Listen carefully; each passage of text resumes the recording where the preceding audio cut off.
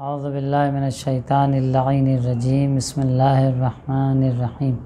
اما بعد فقد قال اللہ الحکیم فمن حاجک فیہ من بعد ما جاءک من العلم فقل تعالوا ندعو ابناءنا وابناءکم ونساءنا ونساءکم وانفسنا وانفسکم ثم نبتہل فنجعل لعنۃ اللہ علی الکاذبین۔ ناظرین، عید مباہلہ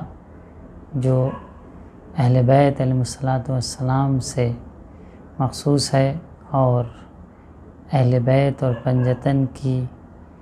کامیابی اور فتح کی عید ہے، کیونکہ جب نصارائے نجران کے عیسائی لوگ شکست نہ دے سکے اور جواب نہ لا سکے قرآن کا، کیونکہ ارشاد یہی ہو رہا ہے اس آیت میں کہ اے میرے حبیب فمن حاجک فیہ من بعد ما جاءک من العلم، جب آپ کے پاس علم آ گیا، یعنی یہ قرآن آ گیا اور ہم نے قرآن کو آپ پہ نازل کیا، اس کے بعد بھی اگر بہت سے لوگ انکار کرتے ہیں، نہیں مانتے ہیں، محاجہ کرتے ہیں، آپ سے بحث و جدال کرتے ہیں، تو آپ ان سے کہیے کہ آئیے ہم مباہلہ کر لیتے ہیں۔ اب آپ دیکھیں کہ مباہلہ کرنے کے لیے کون تیار ہوتا ہے؟ مباہلہ یعنی ایک دوسرے کے خلاف بد دعا کرنا کہ اللہ کی طرف سے عذاب نازل ہو، وہی شخص اس کے لیے تیار ہو سکتا ہے جس کو اپنی حقانیت پر پورا یقین ہو، جو حق پرست ہو اور حق کے راستے پر چل رہا ہو، جس کے یہاں دور دور تک باطل کا شائبہ نہ پایا جاتا ہو۔ وہی شخص کہے گا کہ میں حاضر ہوں مباہلہ کروں کہ کس کی بد دعا قبول ہوتی ہے ایک دوسرے کے خلاف۔ تو رسول کرام اسلام نے کہا کہ ہم حاضر ہیں، بد دعا کریں، مباہلہ کریں، اور تاریخ کے واقعات آپ کی نظروں کے سامنے ہیں کہ ان لوگوں نے مباہلہ کرنے سے انکار کر دیا، تو کہیں نہ کہیں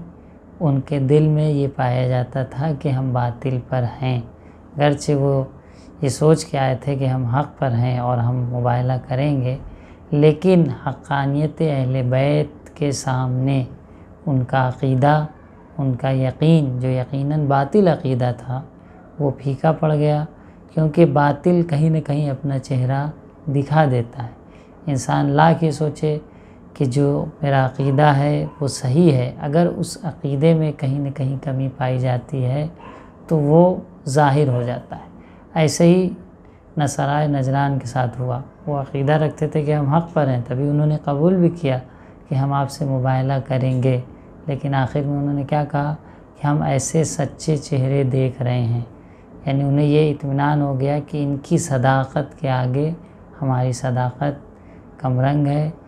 یعنی ہماری جو صداقت ہے، ہمارا جو یقین ہے، ہمارا جو مذہب ہے، اس مرحلے قوت و یقین پر نہیں ہے جو اہل بیت علیہ الصلوۃ والسلام کا ہے۔ تو اہل بیت علیہ الصلوۃ والسلام کی اور ان کے مذہب کی حقانیت کی بہترین دلیل یہی عید مباہلہ ہے، اور یہی واقع مباہلہ ہے کہ آپ نے مباہلہ کی طرف دعوت دے کر کہ آئیے ہم ایک دوسرے کے اوپر بد دعا کرتے ہیں، اور جو باطل پر ہوگا وہ ہلاک ہو جائے گا، اس بات کا ثبوت پیش کیا ہے کہ مذہب اہل بیت مذہب حقہ ہے اور مذہب حق ہے۔ عید مباہلہ کے بہت سے فضائل ہیں، بہت سے اعمال بھی ہیں جو ہماری روایات میں ملتے ہیں۔ اس دن بھی 2 رکعت نماز ہے، بالکل عید غدیر کی طرح جو ابھی گزری ہے، 2 رکعت نماز ہے، اس میں بھی آپ 10 مرتبہ سورہ توحید، اس کے مرتبہ 10 مرتبہ آیت الکرسی اور 10 مرتبہ انا انزلنا پڑھیں گے، آیت الکرسی ہم فیہا خالدون تک پڑھیں گے۔ اسی طریقے سے ایک دعا بھی ہے جو ماہ رمضان کے سحر کی دعا سے ملتی جلتی ہے کہ اللہم انی اسألک من بہائک، یہ دعا آپ کو مفاتیح الجنان میں مل جائے گی۔ اور مباہلے کے دن روزہ رکھنا اور صدقہ دینا خاص طور پر تاکید کی گئی ہے۔ تو اس عید سعید مباہلہ کی آپ تمام مومنین کی خدمت میں تہہ دل سے تبریک و تہنیت پیش کرتے ہیں، جو کہ مذہب اہل بیت علیہ الصلوۃ والسلام کی حقانیت کا زندہ ثبوت ہے۔ السلام علیکم ورحمۃ اللہ وبرکاتہ۔